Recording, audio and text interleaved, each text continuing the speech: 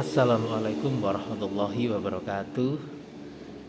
Di video ini kita akan membahas pembelajaran tema 2, subtema 1 untuk pembelajaran 1 dan pembelajaran 2. Coba perhatikan teks bacaan berikut ini. Dayu dan ikan hias. Dayu memelihara banyak ikan hias berjenis ikan mas koki. Ikan-ikan hias itu dipelihara dalam sebuah akuarium.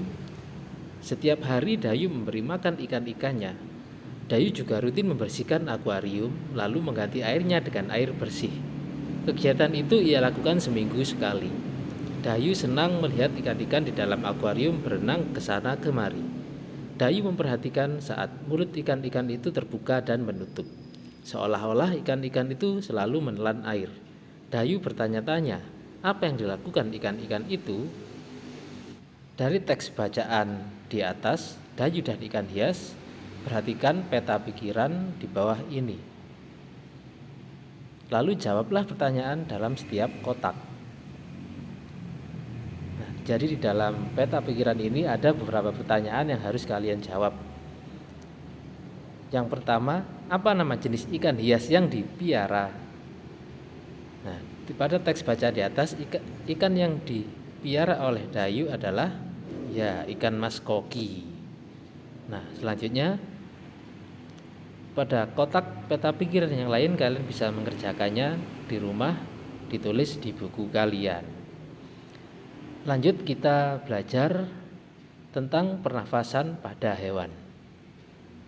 Seperti manusia, hewan juga bernafas untuk mengambil oksigen dan membuang karbon dioksida. Namun, sistem pernafasan pada hewan berbeda dari manusia. Bahkan sistem pernafasan pada hewan pun berbeda-beda sesuai jenisnya. Berikut sistem pernafasan pada beberapa jenis hewan. Yang pertama, alat dan sistem pernafasan pada cacing tanah atau bahasa latinnya vermes. Cacing tidak mempunyai alat pernafasan khusus. Cacing bernafas melalui permukaan kulit. Kulit cacing selalu basah dan berlendir untuk memudahkan penyerapan oksigen dari udara. Oleh karena itu, cacing menyukai tempat lembab untuk menjaga supaya kulit tubuhnya selalu basah dan berlendir. Di bawah permukaan kulit cacing yang tipis terdapat pembuluh udara. Saat udara masuk melalui kulit, oksigen diikat oleh darah. Pada darah cacing terkandung hemoglobin sehingga mampu mengikat oksigen. Oksigen yang diikat oleh hemoglobin lalu diedarkan ke seluruh tubuh. Zat sisa pembakaran berupa karbon dioksida dan uap air dikeluarkan dari tubuh juga melalui permukaan kulit. Nah, itu ya. Jadi pernafasan pada cacing itu menggunakan kulitnya. Kalian bisa lihat pada gambar. Kemudian yang kedua, alat dan sistem pernafasan pada serangga atau bahasa latinnya insekta. Seperti hewan lain, serangga bernafas dengan menghisap oksigen dan melepaskan karbon dioksida. Namun alat pernafasan serangga berbeda dengan hewan lain. Alat pernafasan serangga berupa trakea, yaitu sistem tabung yang memiliki banyak percabangan di dalam tubuh. Percabangan trakea disebut trakeola.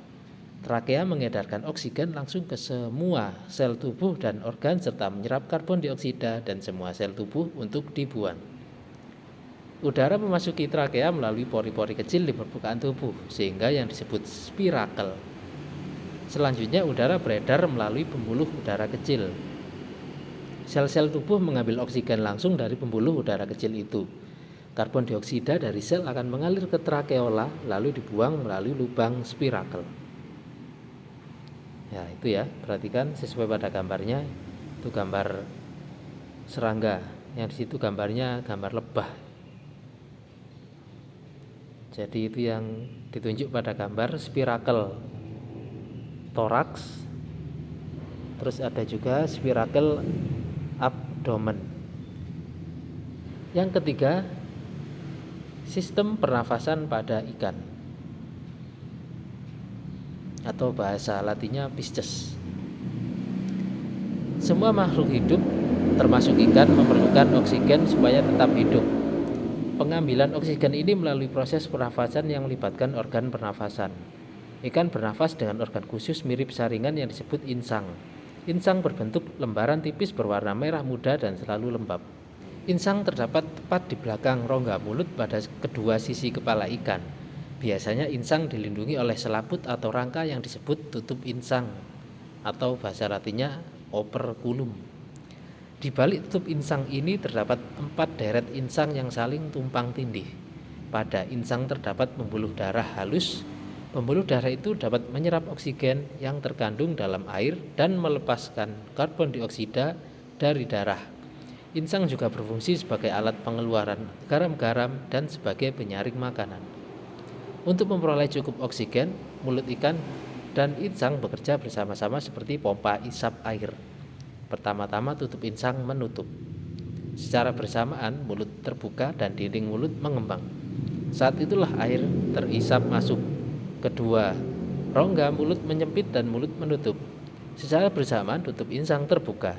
Akibatnya air keluar dari mulut dan melewati insang. Saat itulah oksigen dari dalam air terserap dan karbon dioksida dikeluarkan. Nah, seperti itu pernafasan pada ikan atau Pisces. Pada gambar kiri di atas ditunjukkan saat pernafasan dimulai. Mulut ikan membuka dan rongga mulut mengembang untuk mengisap air. Gambar anak panah biru menunjukkan aliran air masuk ke dalam rongga mulut. Gambar sebelah kanan menunjukkan saat berikutnya mulut ikan menutup dan tutup insang membuka. Gerakan mulut ikan dan tutup insang itu secara bersamaan memompa air keluar dari rongga insang. Anak panah biru menunjukkan aliran air keluar melalui insang. Nah, jadi begitu pernafasan pada ikan. Keempat, alat dan sistem pernafasan pada hewan amfibi. Tahukah kamu apakah hewan amfibi itu? Ya, hewan amfibi adalah hewan yang bisa hidup di darat dan juga di air. Dalam hal ini kita akan membahas katak. Katak juga termasuk hewan amfibi. Saat masih berupa kecebong, katak hidup di dalam air dan bernafas menggunakan insang. Insang kecebong terletak di luar tubuhnya dan terdiri atas lembaran-lembaran kulit halus mengandung kapiler darah. Itu ya. Jadi ketika masih kecil atau masih baby katak yang dinamakan kecebong itu masih berupa ikan dan dia bernafas dengan insang.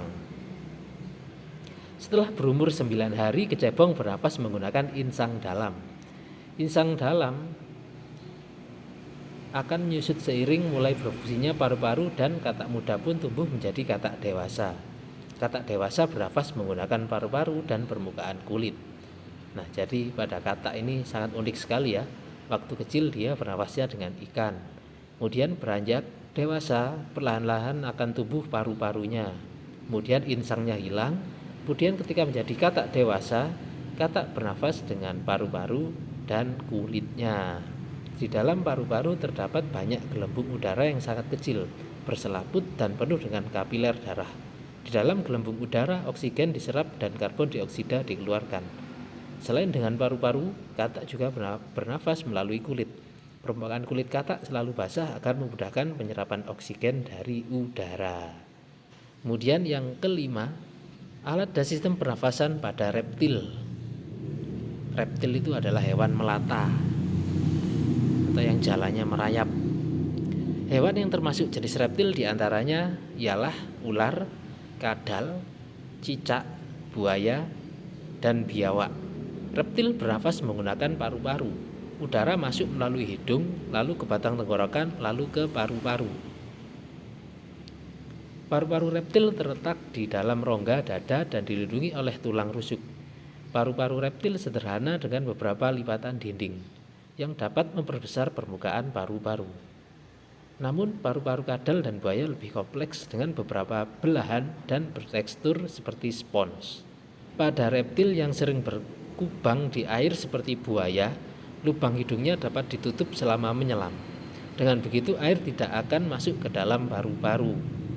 Berikutnya, keenam, alat dan sistem pernafasan pada burung atau bahasa latinnya aves. Burung bernafas dengan sepasang paru-paru. Paru-paru burung terletak di dalam rongga dada. Udara yang mengandung oksigen masuk melalui lubang hidung pada pangkal paruh sebelah atas. Selanjutnya udara masuk ke pembuluh darah yang disebut trakea. Dari trakea, udara sebagian masuk ke paru-paru dan sebagian lagi masuk ke kantong udara. Burung menghirup udara sebanyak-banyaknya saat tidak terbang. Sebaliknya, saat terbang burung tidak menghirup udara. Udara dihembuskan dari kantong udara ke paru-paru. Nah, ini keunikan dari sistem pernafasan pada burung. Dari bacaan ini dijelaskan bahwa burung ketika terbang, burung tidak menghirup udara ya.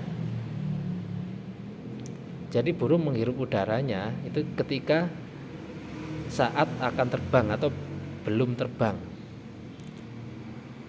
Kantong udara burung berfungsi sebagai tempat menyimpan udara. Saat tidak terbang, burung menghirup udara sebanyak-banyaknya. Udara yang dihirup itu kemudian disimpan dalam kantong udara. Saat terbang, burung tidak menghirup udara melainkan mengambil dari kantong udara. Kantong udara juga membantu burung saat terbang, membantu mencegah hilangnya panas tubuh yang terlalu besar dan memperkeras suara. Kemudian yang terakhir, yang ketujuh, alat dan sistem pernafasan pada mamalia. Mamalia adalah jenis hewan yang menyusui anaknya. Ada dua jenis mamalia, yaitu mamalia darat dan mamalia air. Dan ciri-ciri dari mamalia darat itu biasanya hewan mamalia di darat pasti memiliki daun telinga.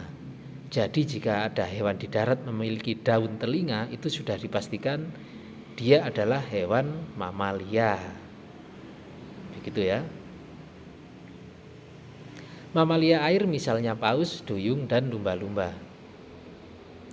Alat pernafasan mamalia darat terdiri atas hidung, pangkal tenggorok, batang tenggorok, dan paru-paru.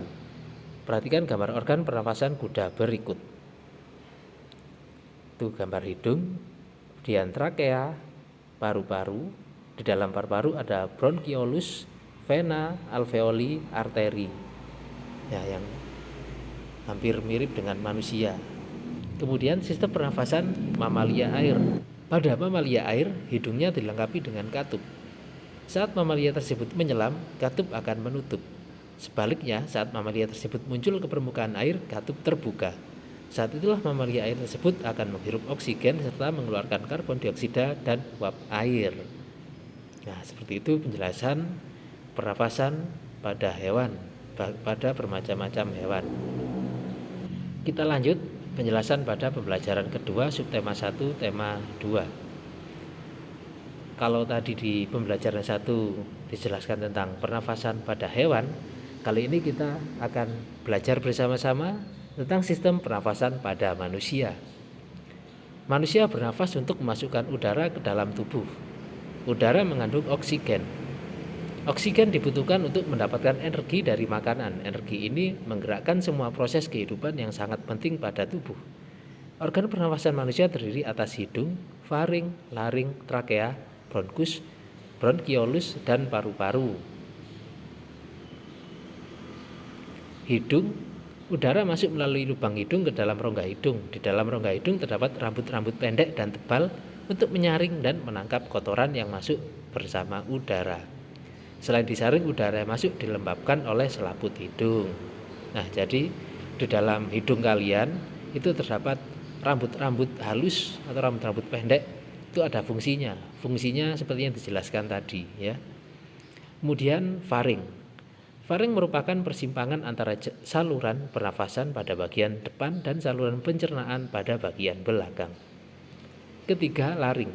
Laring atau tekak atau jakun terdapat di bagian belakang faring. Laring terdiri atas 9 susunan tulang rawan berbentuk kotak. Trakea atau batang tenggorokan. Pada trakea terdapat jaringan yang disebut silia yang akan bergerak dan mendorong keluar debu-debu dan bakteri yang masuk.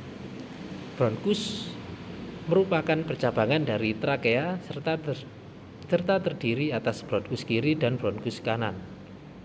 Bronkiolus merupakan percabangan dari bronkus. Alveolus terdapat dalam paru-paru, merupakan tempat terjadinya pertukaran oksigen dan karbon dioksida. Alveolus dikelilingi kapiler-kapiler darah. Alveolus berbentuk seperti buah anggur. Nah, ini adalah gambar paru-paru pada manusia. Yang ditunjukkan pada huruf A itu adalah paru-paru kanan. Sedangkan B itu bronkus kiri. C, otot-otot di dinding bronkus. D, ruang udara di dalam bronkus. E, bagian dalam bronkus. F, alveoli. G, ruang udara di alveoli. H, pembuluh darah. I, bronkiola. Udara masuk ke dalam tubuh melalui lubang hidung, lalu masuk ke dalam batang tenggorokan.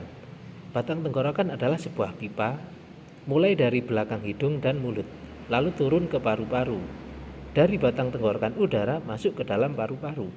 Di dalam paru-paru oksigen terserap ke dalam pembuluh darah halus. Sebaliknya, gas karbon dioksida dari pembuluh darah masuk ke dalam paru-paru dan selanjutnya dibuang saat kita menghembuskan nafas. Selanjutnya kita belajar SBDP. Mari kita belajar tangga nada diatonis mayor. Apa itu? Ya, tangga nada merupakan susunan berjenjang, misalnya do, re, mi, fa, sol, la, si, do. Dalam seni musik ada jenis tangga nada diatonis. Tangga nada diatonis terdiri atas 8 nada. Tangga nada diatonis dibagi lagi dalam 2 jenis tangga nada, yaitu tangga nada mayor dan tangga nada minor. Tangga nada diatonis mayor memiliki interval jarak nada yaitu 1, 1,5, 1, 1, 1, setengah. Perhatikan contoh urutan tangga nada diatonis mayor berikut. Itu ada C, D, E, F, G, A, B, C. C ada petiknya, itu berarti ya jarak intervalnya setengah, 1, 1,5, 1, 1, 1, setengah. Atau dalam angka 1, 2, 3, 4, 5, 6, 7, satu lagi, satu yang terakhir itu ada titik di atasnya. 1, 2, 3, 4, 5, 6, 7 sampai satu lagi itu bacanya do, re, mi, fa, sol, la, si, do. Nah, ciri-ciri tangga nada diatonis mayor adalah sebagai berikut. Bersifat riang gembira, bersemangat. Biasanya diawali dan diakhiri nada do, namun tidak menutup kemungkinan diawali dengan nada sol atau mi dan diakhiri nada do. Jadi seperti itu. Nah, mari kita bernyanyi bersama-sama. Sekarang bulan Agustus adalah bulan kemerdekaan Republik Indonesia. Pada tahun 2021 ini Indonesia merayakan hari ulang tahunnya yang ke-76.